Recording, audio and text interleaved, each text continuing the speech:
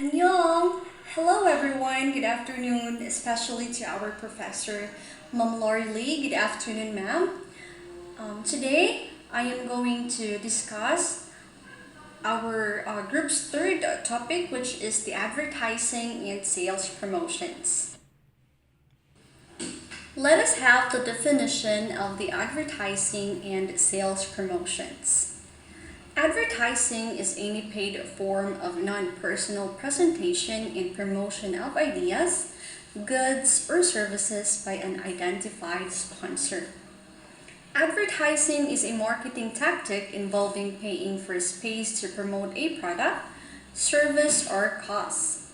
The actual promotional messages are called advertisements, or ads for short. The goal of advertising is to reach people most likely to be willing to pay for a company's products or services and entice them to buy. While sales promotions are all about the short-term sales of products and services. Many companies push these promotions during specific periods when consumer demand is likely to be higher than normal.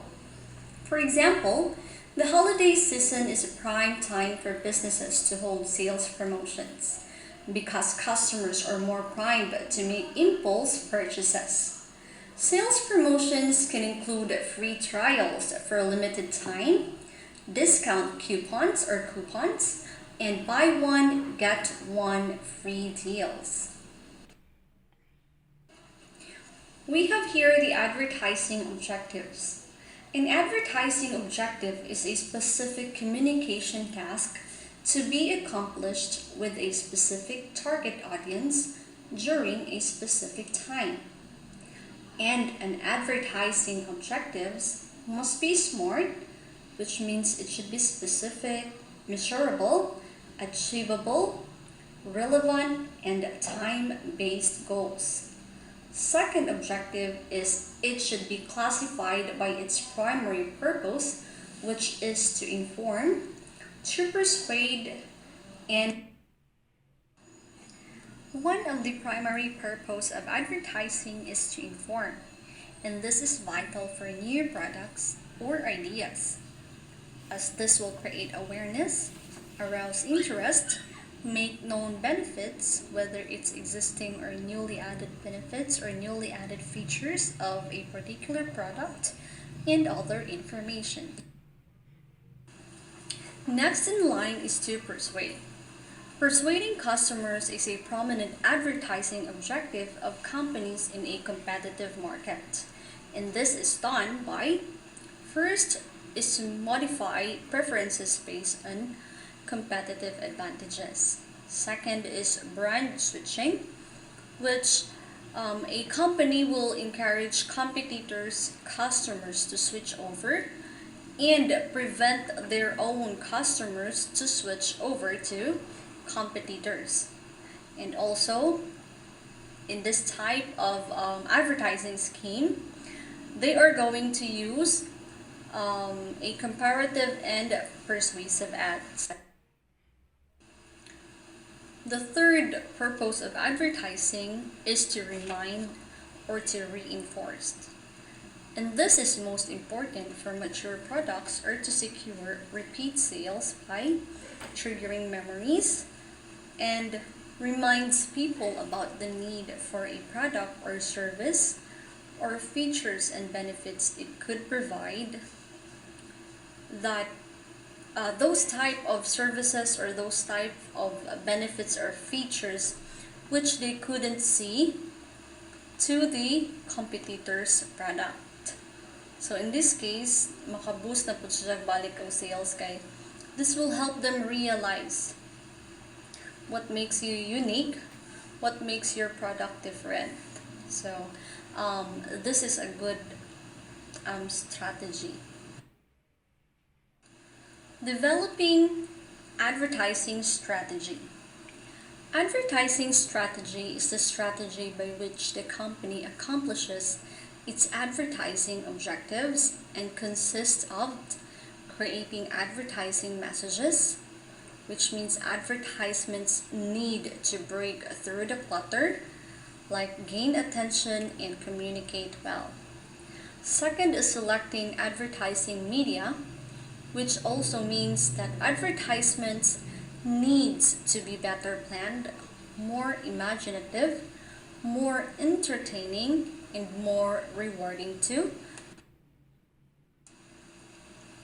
Creating advertising message. First, we have the message strategy. Second is creative concept.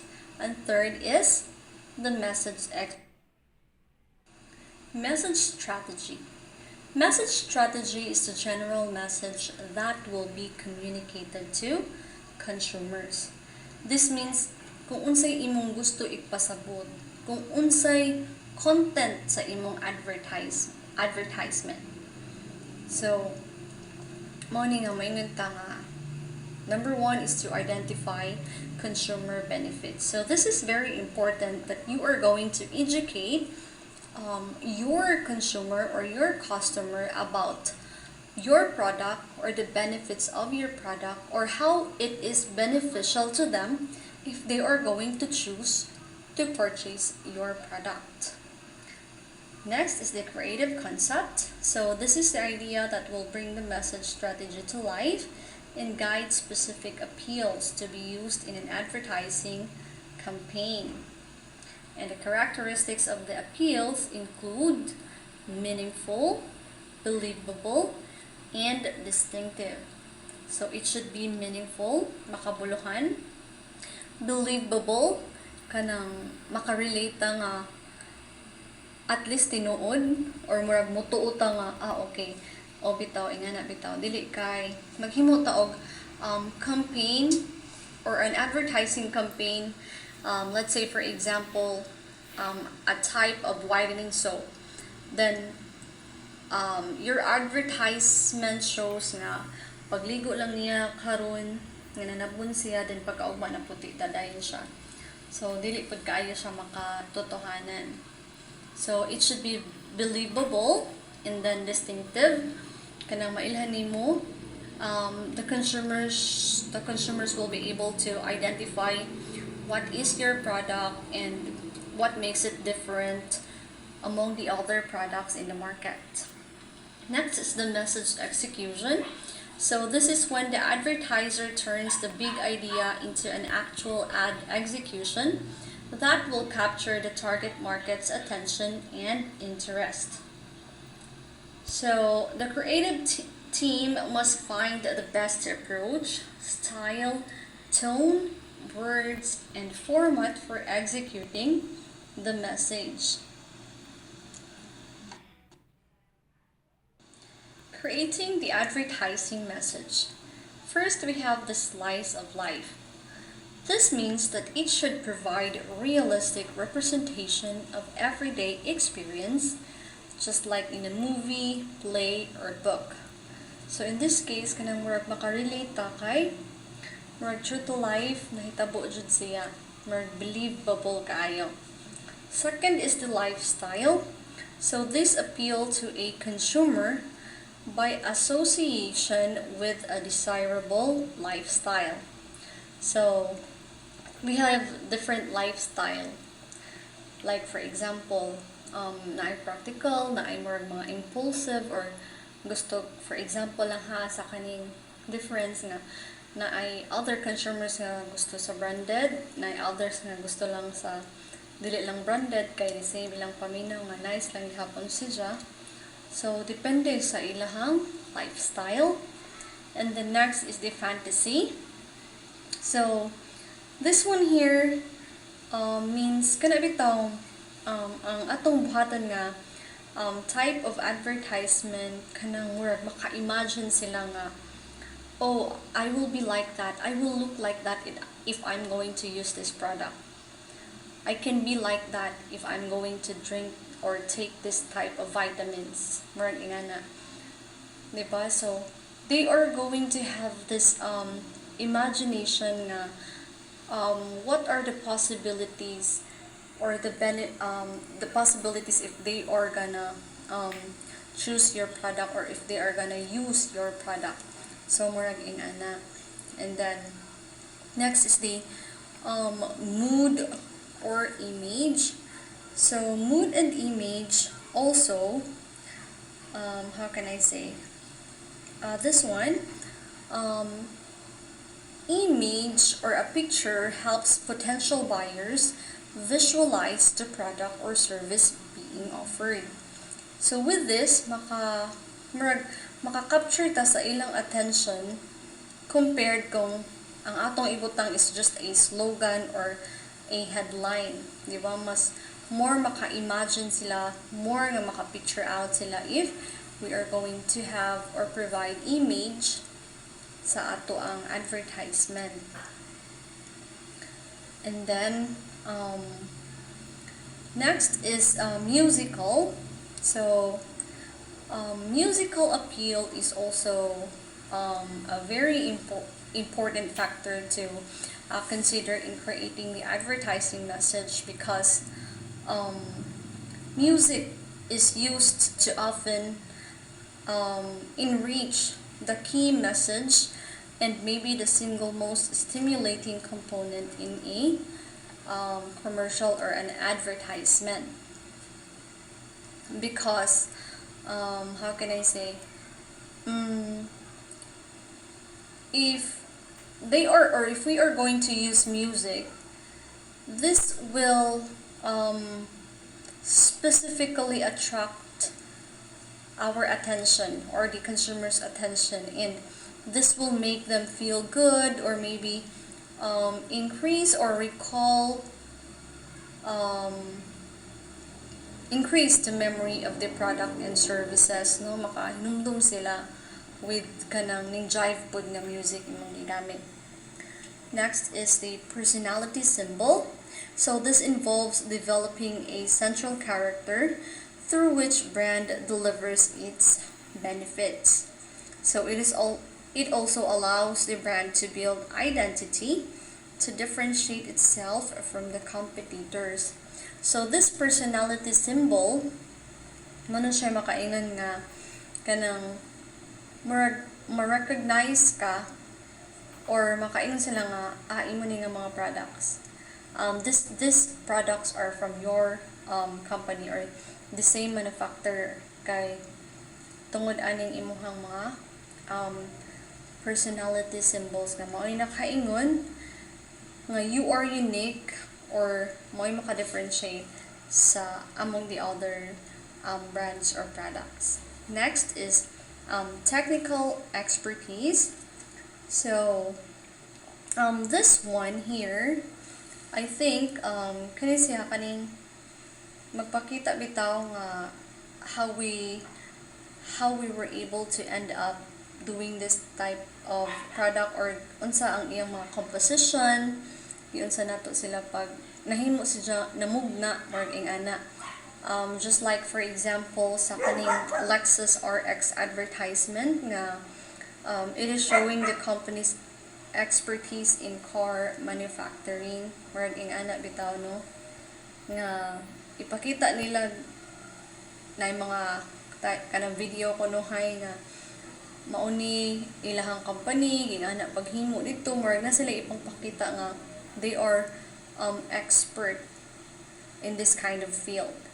Next is the scientific evidence. So evidence-based marketing is based on useful relevant informations rather than just good stories. This scientific evidence needs to be considered also, because like for example, no, ako na lang as an example, akong kagalingon nga mas mo believe ko if di ba, more scientifically based siya or evidence based siya ka na more nakakita na ta nga nanadyoy na himong ebidensya, nanadyoy na makita na to nga maunay nahitabo. So mas mutuo, mas maabni, o mas masamot ang ilahang eagerness o ang ilahang curiosity nga okay mo palita ani kay grabe mga doctors na may nag-ingon, ang mga scientists na may nag-ingon, or mo na nahitabo kay kana iyang gigamit nga products. So yeah, like that. And then Lastly is the testimonial or endorsement.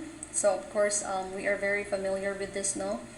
Kanang especially sa endorsement, kanang atong mga gusto nga mga popular kanang actresses or actors makakuan ta nga mo nang mo tangkilik pud ta ato nga brand, mo tangkilik pud ta ato nga product among the others kay sila ang nag-endorse, then that's how they look like, no? Tungod kay nagamit sila ana nga product. So in that case, more ma-curious pud ta or masamot ang ato ang kagusto nga mo try sa product.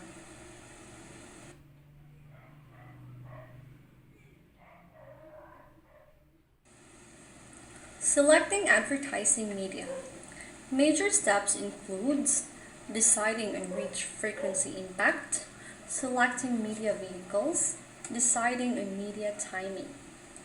Deciding on reach, frequency, impact means reach is a measure of the percentage of people in the target market who are exposed to the ad campaign during a given period of time.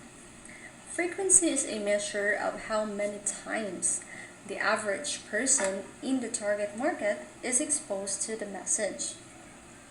Impact is the qualitative value of a message. Exposure. Selecting media vehicles involves decisions presenting the media effectively and efficiently to the target customer and must consider the messages, impact, effectiveness, and cost. Deciding on media timing. When deciding on media timing, the planner must consider first, seasonality, second, pattern of the advertising, which is continuity, scheduling within a given period of time, and pulsing, which is scheduling unevenly within a given period. So here are the types of advertising appeals. We have emotional appeal. Under this is the personal appeal, social appeal, fear appeal, and humor appeal. Second is the rational appeal. Next is adventure appeal, followed by endorsements. Next is the bandwagon appeal, sensitivity appeal, play on words, statistics and scientific appeal, testimonials, music appeal, masculine or feminine appeal, snob appeal, and you. Now let's have sales promotion. What is a sales promotion? Sales promotion is a marketing strategy and a part of the promotional mix where the product is promoted using short-term attractive initiatives to stimulate its demand and increase its sales. American Marketing Association defines sales promotions as media and non-media marketing pressure applied for a predetermined limited period of time in order to stimulate trial, increase consumer demand, or improve product availability. So this strategy is usually brought to use in the following cases. First is to introduce new products. Second, sales promotions is to sell out existing inventories. Third is to attract more customers. And lastly, is to lift sales temporarily. Now, why is sales promotion important? Sales promotion is a handy technique to fulfill the short-term sales goals by persuading potential customers to buy the product. It is an important promotional strategy to, first, spread information about the brand to new customers or new markets. Second, stabilize sales volume and fulfill short-term sales goals. Third, stimulate demand for a short term by making the product look like a great deal. We have here the objectives of sales promotion. The answer to the question of what is a sales promotion also gives a hint to sales promotion objectives. The main objective being lifting the sales temporarily. Other objectives include, but are not limited to: first, create market for new products, remain competitive, take products to new markets, increase brand awareness, woo existing customers, and lastly is to introduce a new feature added to the existing. So we have here the sales promotion strategies. First, the very common and the very popular kaning free samples or product samples, and I think usually ato ni silang ma-encounter kanang hatas mga mall, no, or supermarket nga naa sila ipanghatag nato nga product samples. Second is the buy one get one free offers. Kani murag usa lang atong gibayran, then kani nga type of scheme murag kusog kaayo nga makapa dani sa mga customers nga mo palit because it's buy one get one, then sometimes na pa another freebies, just like in Hilongos, no, na sila murag buy one take one nga pizza, then ila pa yung tagaan og pakapin nga 1.5 liter nga Coca-Cola. Next is the discount coupons. So kanang atong mga makuha nga mga coupons kung mopalita na sila ihatag nato, then the next purchase we can use it na. And the next is, or sometimes kaning discount coupons kanang naatay mga adtuan nga mga cafe, no, nga kanang first natong dine in tagaan ta nila ato, then ilahang checkan, then if mo reach na tagtulo or kaupat nga visit sa ilahang shop, they are going to give us kanang free na nga example drinks baron or ingana, no, kaning discount coupons. Next is gift voucher.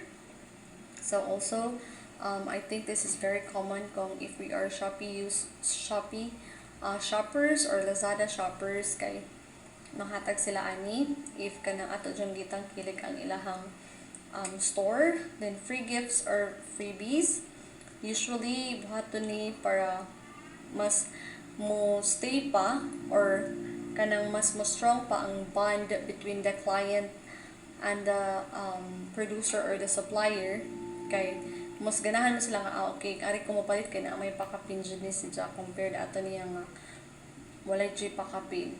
So ingana brand loyalty, bundle discounts, no, ato gyapon na siyang makita usually sa supermarkets, like kanang murag gipang hikot na, no, or gipang pack na siya nga kanang barato compared kung ato silang paliton og binagsa or individual na pag purchase.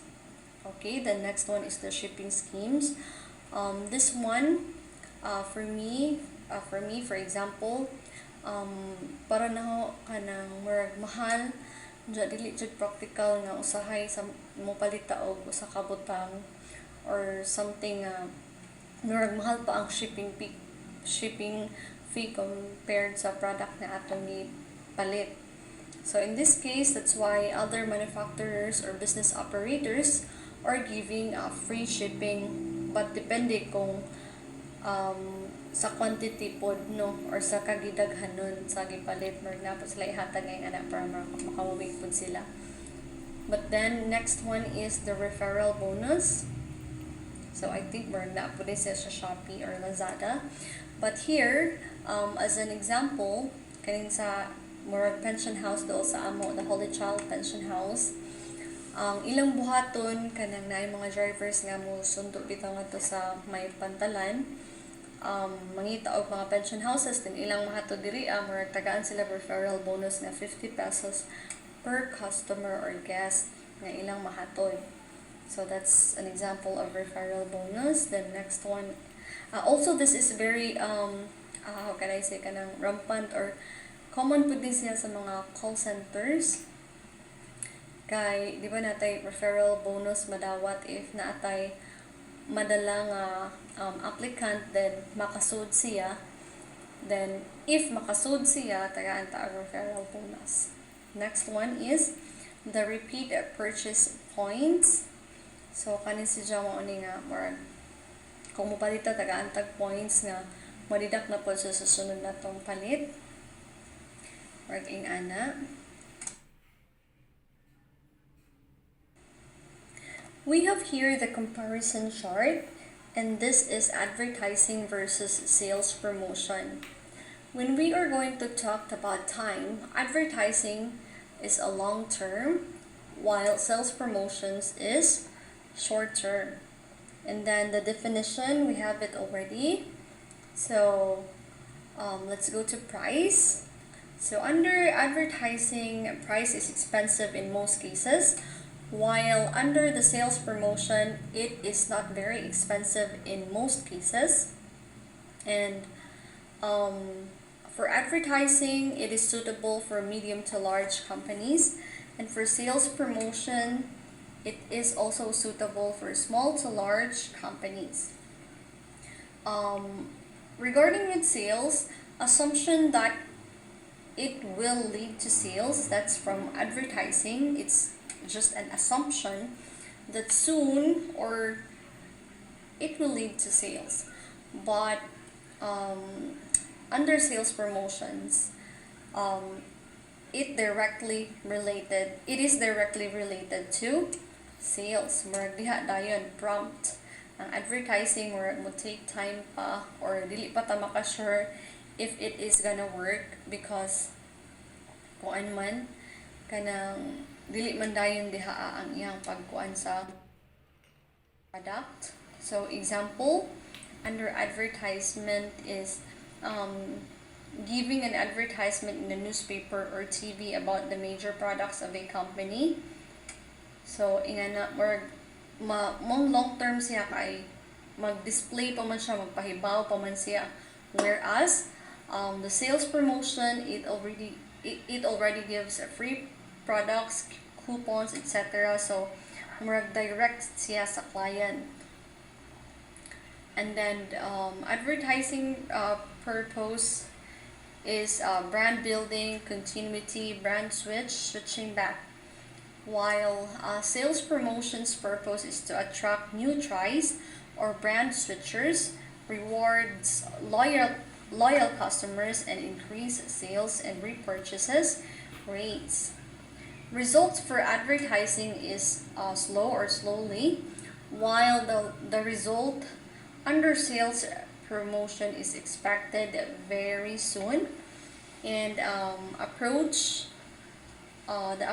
of advertising is that it needs to have a unique product or service, while sales promotion doesn't necessarily needs to be unique, or the product doesn't necessarily needs to be unique. And then the nature of appeal to the consumer for advertising is that advertising is emotional in nature, and the objective is to create an enduring brand image. Perfumes, makeup, and jewelry needs imaginative advertising to create the allure needed to sell these products, while sales promotions, on the other hand, are unemotional in their approach, and a sense of coupon for cereal appeals to the consumer's rational mind and is a sales promotion. The consumer weighs the price of one cereal brand versus the other. And for the advertising objective, they have building brand image and boosting sales. While for sales promotions, they are after for a short-term sales push.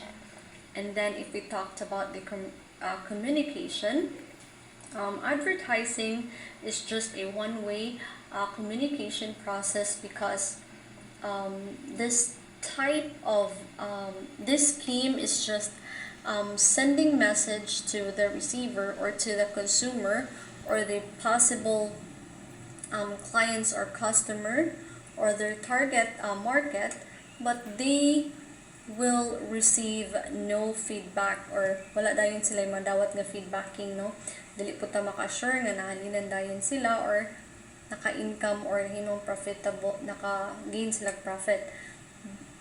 It's just like nag-assume lang sila nga through this scheme mataas ilang sales, but the sales promotion is a two-way process because they are really for example kaning naa sa mga supermarkets, no, nang hatag sila mga free product samples. Then in that case makadungog din sila sa feedbacking, no, kuan sila mag-exchange na dayon sila sa kanang ilahang mga ideas regarding sa ilang na testingan, and then sure nga makapalit pud sila. So I think this is the last topic for my report, and I would like to thank you all for taking time to read and listen to my report. Thank you so much. Have a great day.